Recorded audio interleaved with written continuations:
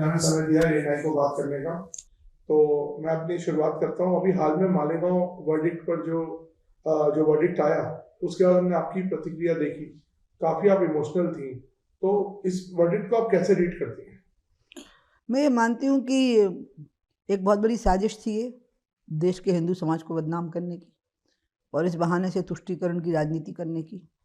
और जो लोग ये साजिश रच रहे थे उन्हें ये ध्यान नहीं था कि इससे देश की बदनामी पूरी दुनिया में होगी। उन्हें देश का ख्याल ही नहीं था, उनकी नज़र कुर्सी पे थी। और ऐसी स्थितियों में उनको कुछ शिकार मिल गए जो आसान थे। और इसमें कर्नल प्रसाद, पुरोहित और साध्वी प्रज्ञा और भी ऐसे अन्य नाम हैं। इन लोगों को उन्होंने अपना शिकार बनाया। एक स्टोरी गढ़ी, स्टोरी को सत्यापित करने के लिए उनको शिकार बनाया गया। इसमें टॉर्चर तो कर्नल पुरोहित का भी बहुत हुआ है। आपकी बात होती थी दोनों नहीं, से? पुरोहित साहब से नहीं हुई कभी मेरी। बट मैंने टीवी पे उनका देखा था कि उन्होंने बताया, उनकी पत्नी ने बताया था कि नाखून तक उखाड़ दिए थे उनके। और साध्वी जी का, प्रज्ञा जी का जो टॉर्चर है वो डिफरेंट प्रकार का था, जिसमें कि उनको शरीर को उनके बिल्कुल इतना कष्ट दे दिया गया कि वो महिला चलने फिरने लायक नहीं बची। जैसे कुर्सी खिसका देना तो गिर गए नीचे, पानी मांग रही हैं पीने के लिए तो किसी महिला को बुला के क्या पिलाना वो मैं नहीं बोलूँगी, क्या पिलवा देना। और थप्पड़ मारना, गिनती के 100 थप्पड़। उन्होंने खुद बताई बात? हाँ, नहीं मुझे उनने नहीं बताई, मुझे तो मेरा एक सिक्योरिटी का इंस्पेक्टर, मैं उसका नाम नहीं ले सकती, विदेश में ट्रेनिंग के लिए गया। विदेश में ट्रेनिंग होती ना पुलिस वालों की, तो वो गया। तो वहाँ महाराष्ट्र ATS का एक इंस्पेक्टर था। तो जिस दिन वो आपस में बातचीत कर रहे थे तो वो कहने लगा कि ये जो साध्वी हैं प्रज्ञा, इनके साथ बहुत अत्याचार हुआ है और मैं भी उस ग्रुप में शामिल था, मुझे बहुत दुख होता था। और बोले कई बार मुझे भी थप्पड़ मारने पड़ते थे, अपने सुपीरियर्स का ऑर्डर मानना पड़ता था, लेकिन वो गजब की महिला है, वो 100 थप्पड़ झेल के भी, इसलिए उसके गाल हमेशा के लिए काले हो गए हैं, वो कभी ठीक नहीं होंगे। तो बोल रहे थे कि हम लोग थक जाते थे तो हम ब्रेक लेते थे 50 थप्पड़ के बाद, और वो महिला सिर्फ ओम का उच्चारण करती थी उस समय पे। और बहुत सारी बातें उसने अब तो खुद भी बताई हैं। तो मैंने जब ये सारा सुना, और कुर्सी खींच देते हैं, कहेंगे बैठ जाओ, तो उसकी रीढ़ की हड्डी भी लगभग तोड़ दी है। तो मैंने जब ये सब सुना तो फिर मैंने तय किया कि मुझे मिलना चाहिए। तो आपने तो जब मैं नासिक की जेल में उनको जाके मिली। तो आपने फिर जब उसके बाद तो मैं मिलती ही रही उनसे, आज तक मिलती हूँ। आपसे कैसा उनके संबंध है? अच्छे? अब मैंने देखा वो आप अकेली थी और ज्यादातर लोग उनके यहाँ गए भी नहीं जिस दिन ये वर्डिक्ट आया। विद्यार्थी परिषद में थी वो पहले, हमारा जो स्टूडेंट विंग है विद्यार्थी परिषद, उसमें थी वो पहले। तब से आपका साथ है? नहीं, मैं तो कभी विद्यार्थी परिषद में नहीं थी, अच्छा, लेकिन सॉरी। हाँ विद्यार्थी परिषद मेरा सपोर्टर था। तो वो जब मैंने भोपाल का चुनाव लड़ा तो वो विद्यार्थी परिषद में थी और भोपाल में थी। तो उसने 99 में विद्यार्थी परिषद के लोग भी सपोर्ट करते हैं ना जिस नेता का, तो उसके साथ रहते हैं। तो मेरे चुनाव में एक्टिव थी, तो मेरा उनसे परिचय हुआ, तो मुझे बड़ी भली सी मुस्कुराती सी लड़की लगी वो। तो जब मेरे को किसी ने पूछा अचानक कि आपको पता है अभी अभी ऐसा हुआ है, तो मैंने कहा अरे वो तो बहुत अच्छी है, वो ऐसा कर नहीं सकती मेरे अंदाज से। और अंत में वही प्रमाणित हुआ जो मुझे विश्वास था कि प्रज्ञा ऐसी नहीं हो सकती। ये भगवा आतंकवाद का भी एक टर्म कॉइन्स किया था। अब खत्म हो गया ये, क्योंकि खुल गया मामला। जो इसमें जो आपको मैंने कहीं पढ़ रहा था कि आपने बोला कि इसकी भी जांच होनी चाहिए कि ये किन लोगों की साजिश थी। ये तो मैं जैसे आज तक मैं 2 चीज़ों की बात मानती हूँ कि इनकी जांच होनी चाहिए। एक तो व्यापम में मेरा नाम आना, ये बहुत गहरी जांच का विषय है, क्योंकि जिस व्यक्ति का उस मामले से, मैं मजाक में आके उस से कह भी रही हूँ जैसे कोई कहे कि अभी मैं सवेरे ट्रंप के साथ ब्रेकफास्ट करके आई हूँ। You understand what I am saying? जो हो नहीं सकता है, तो ऐसी बात कैसे हो सकती है? ये जैसे इसी तरह से मुझे ये जांच का विषय लगता है। तो मालेगांव ब्लास्ट तो हुआ है ना, हकीकत है, उसमें लोग मरे हैं, ये भी हकीकत है। उसमें इनके नाम क्यों जोड़ दिए गए और असली अपराधी छूट निकले? और वो पीड़ित परिवार आज तक पीड़ित हैं, और ये बिल्कुल निरपराध लोग थे जिनके नाम उसमें जोड़ दिए गए। इसलिए ये पूरा का पूरा जांच का विषय है, और इसमें जो अपराधी वो पकड़े जाने चाहिए फिर अंत में। उमा जी, आजकल एक नया मुद्दा चल रहा है, रिटायरमेंट होनी चाहिए एक पर्टिकुलर एज के बाद। मैं जब रिसर्च कर रहा था इस इंटरव्यू के लिए तो मैंने आपका एक बयान पढ़ा, आपने कहा कभी इस प्रोफेशन में कभी रिटायरमेंट नहीं होती। तो क्या आप अगला चुनाव? नहीं, मैंने ऐसा नहीं बोला, आप मेरे शब्दों को याद रखिएगा। मैंने कहा था कोई संस्था, कोई पार्टी, कोई इंस्टीट्यूशन रिटायरमेंट की एज तय कर सकता, कंट्रीब्यूशन की एज तय नहीं कर सकता।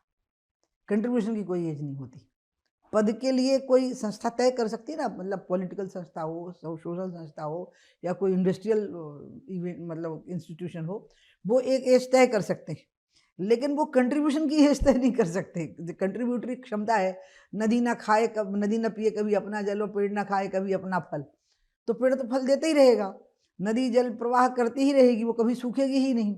तो इसलिए कि जो कंट्रीब्यूटरी कैपेसिटी होती है व्यक्ति की, वो कभी खत्म नहीं होगी। डॉक्टर हैं, वकील हैं, टीचर्स हैं। तो you will be eternally politician. नहीं, politics is a platform okay, and contribution is my capacity. बड़े डिप्लोमेटिक है आंसर में। अरे तो डिप्लोमेटिक तो होना पड़ेगा ना, आप लोग डिप्लोमेट कम होते हैं क्या पूछने में? नहीं, मैं तो सीधा पूछ रहा हूँ। हम नेगेटिव अपनाए रहे हो, आपकी बातों में फंस जाएं। हम सीधा पूछ रहे हैं तो हम सीधा ही जवाब दे रहे हैं कि कंट्रीब्यूशन की जो कैपेसिटी है वो तो मेरी आखिरी घड़ी तक रहनी है। भगवान ने मुझे वो कैपेसिटी दी, और वो क्यों दी इस पर मुझे ज़रूर आश्चर्य होता है।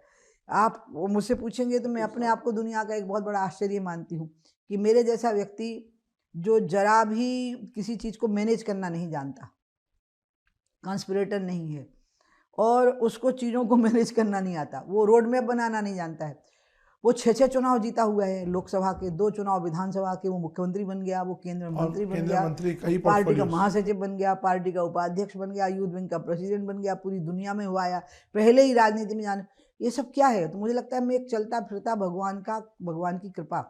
और मैं भाषण भी अच्छा नहीं देती। ऐसा नहीं है। I am telling you, no, that is wrong. Political आपका भाषण तो फायर ब्रांड भाषण, हम लोग तो जब बड़े हो रहे थे तो देखते थे कि जो आपके भाषण है लोग कहते थे कि बड़ा फायर ब्रांड भाषण है। हालांकि विवादास्पद भी होते थे, लेकिन फायर ब्रांड भाषण होते थे। लेकिन मैं नहीं मानती हूँ, मैं मानती हूँ मुझे बिल्कुल बुद्धि नहीं है, समझ नहीं है, अबोध सी हूँ पॉलिटिक्स में बिल्कुल, लेकिन I am very successful in politics. तो अभी आगे का रास्ता क्या है? अभी आप रास्ते पे जिस पे चल रही हूँ वही है, मैं गंगा जी के कार्य में लगी हुई हूँ। गंगा जी के कार्य में जब तक मुझे मंत्री रहना था। मैंने तो 2016 में ही कह दिया था कि अब मैं छोड़ना चाहती हूँ। मुझे हमेशा तो अभी आप लड़ाई करेंगी? हमेशा लड़ाई किससे नहीं सॉरी, मतलब मैं कह रहा हूँ चुनाव लड़ेंगी, ये बोलना चाहता हूँ मैं। हाँ, अभी तो मेरी वो उम्र ही नहीं आई है, जब मोदी जी चुनाव पहले लड़े थे। मैं 65 तो अगले साल में होंगी। हाँ, तो आप मतलब अगले चुनाव के लिए बिल्कुल तैयार? मतलब मैं जब मुझे लगेगा कि मैं तैयार हूँ। अभी तो मेरे को अड़चन आ जाएगी। मेरे अंदर एक वीकनेस है, मैं आई एम वेरी मतलब cynically sincere to the commitment. तो अगर मेरे को कोई पार्लियामेंट सीट से मैंने चुनाव लड़ लिया तो मेरा पूरा समय और ध्यान रहेगा कि वहाँ किसी को परेशानी तो नहीं हो गई, और कोई भी परेशानी होगी मैं अपने आप को जिम्मेवार मानूंगी और गिल्टी फील करूंगी, तो भागूंगी एकदम से। तो एक पार्लियामेंट सीट की जिम्मेवारी, और ऊपर से मंत्री बन गए तो वो जिम्मेवारी भी, तो ये दोनों मिला के फिर ऐसी हो जाती हैं कि आप जिस काम को कर रहे हैं और वो काम इसमें रह के हो नहीं पाएगा। तो मैं उसको लक्ष्यनिष्ठ व्यक्ति हूँ ना, तो लक्ष्य के लिए ही काम करूंगी। उसमें चुनाव लड़ना सार्थक होगा तो लड़ूंगी, नहीं होगा तो नहीं लड़ूंगी। तो मतलब पावर आपका ऑब्जेक्टिव नहीं है, कंट्रीब्यूशन आपका ऑब्जेक्टिव है, ये बोल रहे हैं? I am very powerful in my self, इसलिए मुझे पावर किसी ऑब्जेक्ट के द्वारा हासिल नहीं करनी है। I am a powerful object myself. आप समझ गए ना? कुछ लोग ऐसे होते हैं कि they are powerful even without power, and I have peoples power. मैं ये नहीं कहूँगी कि वो अपन 30 मार खाए हैं, नहीं, इस पीपुल्स पावर, तो लोगों ने मुझे शक्ति प्रदान की हुई है, और उस शक्ति से मुझे बहुत लाभ होता है। जैसे शराब की आंदोलन चला तो लोगों ने मुझे कहा कोई एनजीओ से जुड़ जाए। मैंने कहा नहीं, फिर एनजीओ वालों को लगेगा कभी मान लो मैं कुछ दिनों के गंगा जी चली गई, हिमालय चली गई, तो मैंने छोड़ दिया क्या? मैंने कहा नहीं, उनको काम करने दो, उनका काम खराब मत करो। आप यकीन नहीं करेंगे, मैंने कोई सभा, कोई पंडाल कुछ नहीं लगाए। मैं तो शराब की दुकान के सामने जाके ही खड़ी हो जाऊँ। तस्वीरें देखी जो आपने ईंट मारी। हाँ, तो जब मैं दुकान के सामने जाके ही खड़ी हो जाऊँ तो जो शराब पीने आए होते थे वो भी मेरी तरफ पीछे आके खड़े हो जाती थी, और भीड़ इकट्ठी हो जाती थी। तो अभी लेकिन हो क्या रहा है मध्य प्रदेश में? अभी शराब नीति अंत में मध्य प्रदेश में मेरी जैसी शिवराज जी की सहमति थी वैसी उन्होंने बनाई, उसका फॉलोअप भी करने की कोशिश की, मोहन ने भी फॉलोअप करने की कोशिश की। लेकिन शराब नीति एक ऐसा विषय है जिसमें सबका सहयोग चाहिए, पुलिस का भी चाहिए है, लेकिन उससे ज़्यादा सहयोग चाहिए जनप्रतिनिधियों का। इसका उत्तर आपको पूरा सुनना पड़ेगा, क्योंकि उत्तर कोई ऐसे होते हैं, नहीं, you can not edit them out, नहीं तो सवाल कुछ सवाल एक शब्द भी आपका एडिट नहीं होगा। ओके, इसमें पंच से लेकर सरपंच तक की जिम्मेवारी है। इसमें जनपद सदस्य से लेकर जनपद अध्यक्ष तक की जिम्मेवारी, इसमें जिला पंचायत सदस्य से लेकर जिला पंचायत अध्यक्ष तक की जिम्मेवारी, इसमें नगर पालिका, नगर पंचायत और नगर निगम के पार्षदों से लेकर के इनके अध्यक्षों तक की जिम्मेवारी है। इसमें विधायक और सांसद की जिम्मेवारी है कि जो नीति लागू हो चुकी है वो उसका वायलेशन तो नहीं हो रहा है। वो चाहते हैं इसे पुलिस संभाले, मतलब पुलिस सारा काम छोड़ दे और शराब की दुकान के सामने खड़ी रहे। पुलिस का काम है वहाँ बिगड़ा हुआ लॉ एंड ऑर्डर संभालने की। क्या ये जनप्रतिनिधि अपनी जिम्मेवारी निभा रहे हैं? इनकी ही पार्टी की सरकार के द्वारा बनाई गई नीति का नीचे पालन हो रहा है? क्या इसको देख रहे हैं कि इन्हें सिर्फ अपने अधिकार याद हैं और अपने कर्तव्य याद नहीं है? इसलिए मैं मानती हूँ कि शिवराज जी ने, हमने मिलकर जो नीति बनाई और शिवराज जी की सरकार ने घोषित की, बहुत अच्छी है। फिर मोहन ने भी उसको आगे बढ़ाने की कोशिश की और 17 शहर और बना दिए जो कि शराब मुक्त उन्होंने घोषित कर दिए, वो भी बहुत अच्छा हुआ। अब उसका जो फॉलो अप करना होता है उसमें जो जनप्रतिनिधियों का सहयोग चाहिए होता है, अगर वही मिले होंगे शराब के व्यापारियों के साथ में तो बहुत मुश्किल हो जाता है। तो अभी हमने एक और चीज़ इससे जुड़ी हुई बात कर रहा हूँ। जीतू पटवारी एक नेता हैं कांग्रेस के, उन्होंने ये बोला है कि सबसे ज़्यादा अगर कोई शराब पीती हैं औरतें तो मध्य प्रदेश में पीती हैं। तो इसको लेके काफ़ी एक बवाल। उसमें ज़रूरत क्या थी? मीडिया ने ही खंडन कर दिया, क्योंकि मीडिया ने इंडेक्स दिखा दिया ना। हाँ, नहीं तो आपको इस बयान पे कुछ बोलना है, क्योंकि औरतों का मामला है, लिकर का मामला है। हमें नहीं बोलना, हमें इसलिए नहीं बोलना है क्योंकि वो क्या कह रहे हैं शायद उनको खुद पता नहीं है। क्योंकि हमारे क्षेत्र में आदिवासियों का बहुत बड़ा एरिया है और आदिवासी में स्त्री पुरुष में शराब पीने में भेद नहीं होता, लेकिन वो जो शराब पीते हैं वो ऑर्गेनिक होती है, महुए के फल से बनी हुई होती है। उसमें कोई खराबी नहीं? उसमें कोई मिलावट खराबी है कि नहीं मुझे नहीं पता, क्योंकि वो स्वस्थ रहते हैं, प्रसन्न रहते हैं। सबसे बड़ी बात है कोई आदिवासी शराब पीने के बाद दुर्व्यवहार नहीं करता, व्यभिचार नहीं करता, किसी बच्ची के साथ छेड़खानी नहीं होती, कोई हिंसा नहीं करते। आप समझ गए? किसी को कोई अवरोधक खड़ा नहीं करती। उनकी भोजन की व्यवस्था का एक अंग है और उसमें स्त्री और पुरुष का भेद नहीं है। लेकिन अगर आप कहोगे कि तो आप तो जो पी रहे हैं वो आपका कलेजा छलनी कर रही है, आपकी बुद्धि भ्रष्ट कर रही है, इसलिए वो पता नहीं क्या बोल रहा है बेचारा, जिसका नाम आप ले रहे हो। मैं उसकी बात पर कमेंट नहीं करना चाहती क्योंकि ना बिना सोचे समझे बोल देता है वो। मैंने उसको कई बार समझाया भी है कि तू सोच समझ के बोला कर। बेचारा बोल रही है? हाँ, बोल देता ना, बिना सोचे से बेचारा बोल रही हूँ मैं, बिना सोचे समझे बोल देता है। मैं उसको कई बार, 1-2 बार उसने मुझे फ़ोन किए तो मैंने कहा जीतू तो एक ही काम कर ले, तू पार्टी में एक ही बचा नेता है, कांग्रेस लगभग सफाया हो रहा है, कांग्रेस खत्म हो गई कांग्रेस, क्योंकि जो हैं वो रिटायरमेंट में चले गए हैं। दिग्विजय सिंह है, कमलनाथ है, तो बड़े हैं ना अब उम्र के ये लोग, तो रिटायरमेंट में जा रहे हैं ना। और जो नई पीढ़ी है वो पूरी बीजेपी ज्वाइन कर रही है, जिनको बीजेपी नहीं ले रही है वो भर बचे हैं कांग्रेस में। एक्चुअली ये तो बीजेपी की चॉइस है कि हमको इनको लेना है कि नहीं, तो सब जाना चाहते हैं। अच्छा, सब आना चाहते हैं आपको? तो मैं तो नहीं, मुझे यही लग रहा है क्योंकि सब चले तो जा रहे हैं पूरे टाइम कांग्रेस से छोड़ के बीजेपी में। तो मैंने जित्तू को कई बार कहा, छोटा भाई जैसा है, प्रिय है मुझे बहुत, मैंने कहा जित्तू तू अटपच कुछ भी बोलता रहता है, थोड़ा रिस्पॉन्सिबिलिटी से बोला कर, लड़का पढ़ा लिखा है, योग्य है, वो बोल देता है। अब ये भी बोल दिया और मीडिया वाले ही दिखाने लगे, पता है वो जो इंडेक्स दिखाने लगे कि नहीं ऐसा नहीं, तो खैर मीडिया ने ही खंडन कर दिया ना, मेरे को मेरी जरूरत नहीं थी एक्चुअली। आप मैम राम जन्मभूमि की एक मेजर स्टेक होल्डर रहे, मतलब आपने बहुत कार सेवा से लेके पूरी आपने एजिटेशन को भी लीड किया। अब तो निर्माण हो गया है, तो मथुरा काशी पे मैं आपका एक बयान पढ़ रहा था कि आप कह रहे थे कि वो भी काम हो जाना चाहिए था अभी तक। ये बयान नहीं है मेरा, ये तो पार्लियामेंट में दिया गया भाषण है मेरा 91 में, जब पूजा स्थल। नहीं, अभी मैं हालिया की हाँ, बात तो आप पूछोगे तो मैं देती ही रहूंगी ना जब तक आप पूछते रहोगे, क्योंकि मैं तो 91 में पार्लियामेंट में जब पूजा स्थली विधेयक आया तो मैं पार्टी की तरफ से मुझे ही डिबेट ओपन करने के लिए कहा गया और हमारी पार्टी ने इस मुद्दे का समर्थन किया, मेरे मुद्दे का, और इस पर बायकाट भी किया पार्टी ने जब हमारा संशोधन नहीं माना। मैंने कहा था मथुरा काशी और अयोध्या को अलग मानिए और यहाँ मंदिर बनने दीजिए। ये 6 दिसंबर से भी पहले का है। तो अभी आपको क्या नेक्स्ट होना चाहिए इस पर कार्रवाई? अब वो सुनवाई चल रही ना दोनों स्थानों की, लेकिन मेरा जो दिल है ना वो तो हिंदू है ना, तो मेरा दिल थोड़ा ना कोर्ट में गया हुआ है। मेरा दिल तो यही है कि मुझे मथुरा और काशी में भी मतलब मंदिर देखना है, शिव जी का और कृष्ण जी का। कोर्ट में मेरी आस्था नहीं गई है, कोर्ट में ये लॉजिक गई है कि वहाँ बनना चाहिए कि नहीं मंदिर, लेकिन मेरी आस्था तो यही है कि मुझे वहाँ पर मंदिर देखना है। मेरी आस्था थोड़ी कोर्ट में ट्रायल में है। उमा जी, कई बार हम देखते हैं बयान आते हैं सनातन के खिलाफ, स्पेशली आप लोगों के पास इसके अलावा कोई काम नहीं है? सड़कें खराब पड़ी हैं, लोग सब मर रहे हैं, सरकारी अस्पतालों में दवाइयाँ नहीं मिल रही, जो देखो मीडिया एक ही धंधे में लग गया है। चलो पूछो। ये भी एक सवाल था, मतलब नहीं, ये सवाल तो मुझे है आप लोगों से। नहीं तो आप देखिए, हम तो दिखाते हैं सारी सड़कें जो टूटी पड़ी हैं, जो लेकिन अभी सवालों में हम लोगों से तो आप तो पॉलिटिकल हैं, तो आपसे तो यही सवाल नहीं, पूछेंगे। हम लोग जो बहन नहीं, मैं उसके उनके लिए पॉलिटिक्स करती हूँ। आपको पता नहीं है क्या कि मैं अस्पताल में जाके खड़ी हो जाती हूँ कि दवाई दिखाओ कितनी है, और डॉक्टर ड्यूटी पे है कि नहीं। तो आप किस क्षेत्र में भी जाती हैं ज़्यादातर अपने? नहीं, मेरा तो स्वभाव ऐसा, मैं जहाँ हूँ वहीं चली जाती हूँ। जैसे मैं रोड पर जा रही, लोग घायल पड़े हैं, गाड़ी रोकती हूँ, लेकिन मैं वीडियो नहीं बनने देती, क्योंकि मुझे इसमें पब्लिसिटी नहीं चाहिए। तो मैं सबसे पहले लोग मुझे देख के रोकेंगे, मैं कहूँगी खबरदार जो वीडियो बनाया, सेवा होने दो, इनको बचने की जान बचने दो। फिर वो मैं कहूँगी बताओ सबसे नज़दीक हॉस्पिटल कौन है, तो कहेंगे प्राइवेट है, वो लेंगे नहीं। मैंने कहा कैसे नहीं लेंगे? तो फिर मैं सबको धरवाती हूँ 2-3 गाड़ियों को पकड़ के, और खुद पहुँच जाती हूँ कि एडमिट करिए इनको तुरंत, नहीं तो हॉस्पिटल नहीं चल पाएगा। तो इसलिए ये तो डिस्पैरिटी है बहुत बड़ी, ये ख़त्म करने। और मेरी इच्छा है आप लोगों से, अच्छा रहा ANI, आप ट्रेंड सेटर हो आप न्यूज़ में, मेरा आप लोगों से निवेदन ये है कि आप लोग ना इंडियन पॉलिटिक्स को थोड़ा गरीब आदमी के मुद्दों पर भी लाइए। आप लोगों को क्या हो गया है अचानक? ये जो बातें आप कह रहे हैं, ये बातें संतों के डिबेट की हैं, ये नेताओं की डिबेट की नहीं है। संत महापुरुषों को ये करना है डिबेट। आपको लगता नहीं है कि ओवरऑल एक पैराडाइम शिफ्ट ही हो गया है?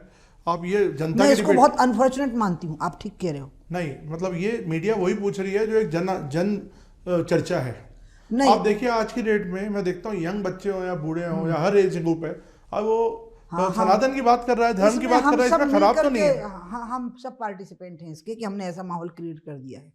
हम सब इसमें हिस्सेदार, मैं आपको अकेले नहीं खड़ा करूँगी, हम सब इसमें हिस्सेदार हो गए हैं। और मुझे याद है कि जब मोदी जी प्रधानमंत्री बने, पहला चुनाव लड़ा 2014 का, तो उनने विकास के एजेंडे पर लड़ा। पहला चुनाव है जो डेवलपमेंट के एजेंडे पे हुआ है। और मुझे दुख है कि ये देश मोदी के साथ हम कदम नहीं हो पाया, हम चल नहीं पाए उनके साथ में। हमने ऐसे चीज़ों को इशू बना दिया जो व्यक्ति की आवश्यकताओं से जुड़ा हुआ नहीं है। धर्म तो बहुत आस्था का विषय है, आस्था का विषय है तो संतों के बीच में डिबेट होने दीजिए। आपकी आस्था है हिंदुत्व पे, तो जाइए ना अयोध्या, जाइए मथुरा, जाइए। मेरे को बड़ी हैरानी हो रही है कि आप इस लाइन की बात कर रही हैं, क्योंकि आप सबसे बड़ी फ्रंट रनर हैं धर्म की बात करने में। नहीं, वो राइट आप फ्रॉम योर बिगिनिंग बना देते हो front. No no no, you are right, no you are wrong. I am right. No, yes you are right and you are wrong. You are right in this कि आपने मुझे front runner बनाया है, and you are wrong in this कि आपको ये नहीं पता है कि मेरी बैकग्राउंड क्या है, मैं राजनीति में आई कैसे हूँ। मैं राजनीति में आई हूँ फ्यूडलिज्म के खिलाफ, मैं राजनीति में आई थी अनजस्ट के खिलाफ, जो मैंने पहले पूरी दुनिया में देखी। जब मैं प्रवचन करने गई अमेरिका में, गेटोज देखे, आज़ाद हो रहे अफ्रीकी देशों पर होने वाले गोरों के अत्याचार और उत्पीड़न देखे। उसके बाद जब मैं अपने जन्मभूमि पर वापस लौटी, तो वहाँ मैंने यही सेम चीज़ दिखी, तो मुझे लगा ये अनजस्ट तो यूनिवर्सल है, और मैंने लड़ना शुरू किया, और उसी को ग्राउंड बना के मैं चुनाव लड़ी, और मैं बहुत प्रचंड मतों से जीती। और वही चीज़ मैंने पार्लियामेंट में रेस करनी शुरू की। फिर मुझे अचानक अयोध्या आंदोलन में भागीदारी करने के लिए आमंत्रित किया विश्व हिंदू परिषद ने, लेकिन मैंने अपना काम अभी नहीं छोड़ा। तो आपको लगता नहीं कि आपकी एक इमेज बन गई है वैसी ही? अब बना दीजिए आपको जो नहीं, हमने नहीं बनाई है। हाँ, मतलब ये तो जिसको भी बनाना है। मैं आपका मतलब इंडिविजुअली मीडिया, नहीं, मैं मीडिया की बात नहीं कर रहा, मैं कह रहा हूँ आपका भी मतलब इन धार्मिक इश्यूज पे ऐसा नहीं है कि आपने बड़े बात नहीं करी है। उसका कारण ये है कि वो मूवमेंट ऐसा था जिसने इंडियन राजनीति को बदल दिया, अयोध्या का। इसके पहले सेकुलरिज्म वर्सेस कम्युनलिज्म, यही बहस होती थी, और सारे चुनाव इसी पे होते थे। और सेकुलरिज्म क्या था, उसको पहली बार अडवाणी ने चैलेंज किया। उन्होंने कहा ये सूडो सेकुलरिज्म है, क्योंकि जब मुसलमान और ईसाई कहते हैं कि हमें ईसाई और मुसलमान होने पर गर्व है, तो आप उनको सल्यूट करते हो, और जब मैं कहता हूँ कि मुझे हिंदू होने पर गर्व है, तो आप मुझे नीची नज़र से देखते हो। तो ये डिस्पैरिटी क्यों फिर मेरे साथ में, एक हिंदू होने के नाते? अडवाणी जी ने जो डिबेट शुरू की है, जिसने भारतीय राजनीति का एजेंडा बदल दिया, और जिसकी पूर्णाहुति मोदी जी ने की कि उसको विकास के एजेंडे पे ले आए। और मुझे दुख हो रहा है कि अचानक शिफ्ट हो गया। आप गलत नहीं हो, ये सही है कि फोकस में यही है, सोशल मीडिया पे यही है, नौजवान यही देख रहे हैं, लड़के लड़कियां यही देख रहे हैं, एक एक बात में इशू बनता जा रहा है, और मैं इसको अच्छा नहीं मानती हूँ। मैं चाहती हूँ कि धर्म और आस्था के विषय के लिए हम अपनी जान देने के लिए तैयार रहें, लेकिन हमें देश की अन्य समस्याओं को भी फोकस से बाहर नहीं होने देना है। जो एजेंडा रहा है, मोदी जी का रहा है, गांधी जी का रहा है, इसके पहले के महापुरुषों का रहा है, सबका। उमा जी, लंबी बात हमने इस बारे पे तो कर दी। अब मैं आता हूँ भारत की जो अब एक ऑपरेशन सिंदूर हुआ, उसको आप किस तरह देखते हैं? क्योंकि आप इन मुद्दों पर भी बात करती रही हैं पाकिस्तान पर, उसको आप किस तरह देखते हैं? क्या भारत ने अपना ऑब्जेक्टिव अचीव कर लिया ऑपरेशन सिंदूर से? कई लोग सवाल उठा रहे हैं, ऑपोजिशन के लोग। भारत का ऑब्जेक्टिव तो, जो सवाल उठा रहे हैं उनका तो मुझे जवाब ही नहीं देना है, क्योंकि वो भारतीय सेनाओं के शौर्य पर जब सवाल उठाते हैं तो भारत को बदनाम करते हैं, और वो शहादतों को, बलिदानों को कलंकित करते हैं। इसका मतलब है कि उन्हें राष्ट्रीय गौरव और सेना का सम्मान करना आता नहीं। ये लोग तो राजनीति के योग्य भी नहीं। लेकिन ऑब्जेक्टिव तो हमारा जो अंतिम लक्ष्य है वो तो पीएको को वापस लेना है। तो जब तक वो वापस नहीं आएगा तब तक ये सबके मन में है। ये पार्लियामेंट से प्रस्ताव पारित हुआ है, आपको पता होगा, जब संगमा साहब थे स्पीकर। उसी बात को हम भी कह रहे हैं, हम उसको लेके रहेंगे। जब पीओके लेके रहेंगे तब कहेंगे ऑब्जेक्टिव मिल गया। तो पीओके लगता है कि अंतिम लक्ष्य हमारा बेसिकली होना चाहिए। अंतिम लक्ष्य तो राजा का कभी नहीं हो सकता, शासक का, क्योंकि लक्ष्य तो बदलते हैं समय के अनुसार। लेकिन हाँ, इस पूरे विवाद का जो हल है, जो पाकिस्तान ने आतंकवाद को स्पॉन्सर किया है, इसके मुझे तो एक ही हल दिखाई देता है, नेचुरल जस्टिस। जब आतंकवाद ही पाकिस्तान को ध्वस्त कर देगा तो वो अपनी औकात में आ जाएगा। शेष जो प्रायोजित आतंकवाद हमारे देश में है, हम तो उसको जड़ से उखाड़ ही देते हैं। हम कोई ना कोई स्ट्राइक करते हैं, उनको सबक सिखा देते हैं। तो इसलिए मैंने देखा है, आतंकवाद को सपोर्ट करने वाला देश तो आत्महत्या करने वाला देश होता है। पीओके जरूर ऐसा है जिसमें पार्लियामेंट का रेजोल्यूशन है और सबकी इच्छा है। भारत का अभिन्न हिस्सा होना चाहिए, अभिन्न हिस्सा। अभी आपने हमेशा हिंदी बेल्ट से जो राजनीति करी है ज़्यादातर, अब बिहार में चुनाव होने वाले हैं, तो विपक्ष बार बार बोल रहा है कि ये वोट चोरी हो रही है, ये हो रहा है, वो हो रहा है। इस पर आपका कुछ व्यूज़ है? क्या राहुल गांधी को ना कुछ बातें याद दिलानी पड़ेंगी।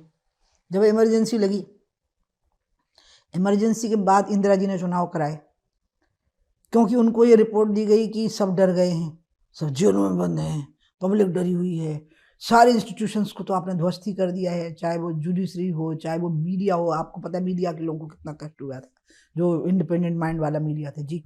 और सब कुछ आपके अधीन आ गया, सारे इंस्टीट्यूशंस आपसे डरे हुए हैं, आपके इशारे पर नाच रहे हैं। जो नहीं नाच रहे वो या तो जेलों में या ख़त्म हो गए हैं। चुनाव करा दो, आपको तो वैसी जीत मिलेगी जैसे सिकंदर महान को मिली थी। और हुआ क्या, इंदिरा गांधी खुद ही चुनाव हार गई। जब वोटर तय कर लेता है ना, तो फिर कोई चोरी कर ही नहीं सकता। फिर वो सबको पंच मारता है, सारे ध्वस्त होते हैं, और जिसकी वजह होनी होती है उसी की वजह होने देता है। वो दूसरे को धूल खुद चढ़ा देता है। वो लोकतंत्र में सारी शक्ति मतदाता के हाथ में होती है। तो राहुल को ये भूल जाता है कि चुनाव आयोग से चुनाव नहीं जीता जाता है, अपनी इमेज से, अपनी ताकत से, जो लोगों के हृदय पे हृदय जीतने की ताकत है, उसे जीता जाता है। मैं राहुल को कहूँगी कि पहले लोगों का हृदय जीतना सीखो। तुम सेनाओं का अपमान करते हो, तुम शौर्य का अपमान करते हो, तुम 370 को वापस लाने की बात तुमने कश्मीर में जाकर के कर दी। तुम अयोध्या में निमंत्रण पर भी नहीं गए।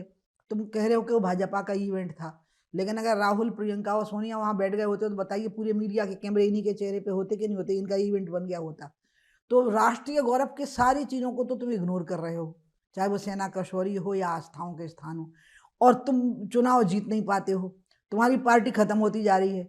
तो सोचते, बोलने के पहले सोचो तो अपनी मेमोरी पर, नहीं तो थोड़ी होम्योपैथी की दवाई खाओ मेमोरी को ठीक करने के लिए। दवाइयाँ होम्योपैथी में सबसे अच्छी आपका व्यंग्यात्मक तरीका जो है बोलने का। नहीं, व्यंग्यात्मक नहीं है, सच्ची में होम्योपैथी में दवाई होती है। He needs, I think he needs one.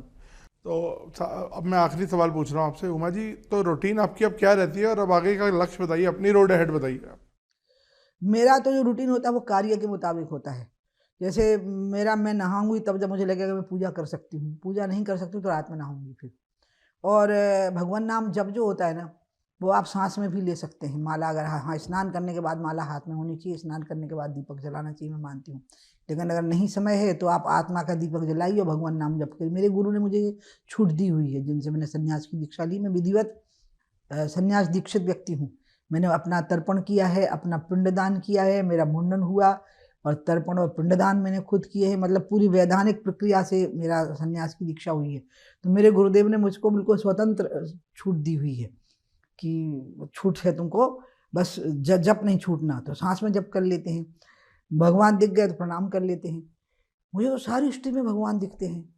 जो फूल है मैं तोड़ना ही नहीं चाहती उनको, मुझे लगता है भगवान को वैसे ही अर्पित हो गए हैं। आकाश की ओर देख रहे हैं, आप समझ गए, तो भगवान को ही तो अर्पित हो गए। सूर्य निकलता है तो मुझे लगता है सबसे बड़ा चमत्कार है कि हम देख रहे हैं, अचानक अंधेरा छट गया है और प्रकाश आ गया है।